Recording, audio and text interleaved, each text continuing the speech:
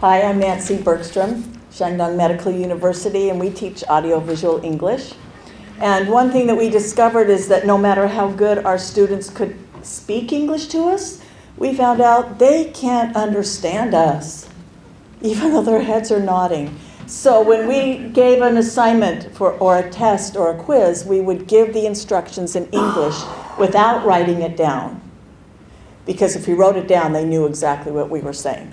So we gave it without writing it down, and then in their teams, they had to make sure that every single person in their team understood in English what they were supposed to do, and they had to describe in English to one another what they were going to do. Then we would call on one person from each team to describe the assignment. And we usually called on one of the poorer speakers to be sure that they understood. It usually took about 3 rounds to get them to help one another understand what we had said, and they had to do it in English. So that was a really good listening and speaking activity. The other thing that I found to get them speaking, they don't like to just discuss a topic, but if they can role play, they're all in.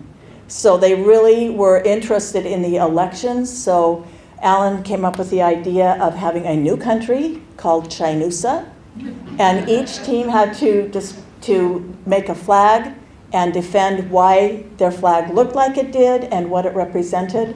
They drew them on the board in colored chalk. They had to have one team member describe the flag and why they drew it that way. Then the class voted on which flag they would adopt for their new country. And they all spoke in English.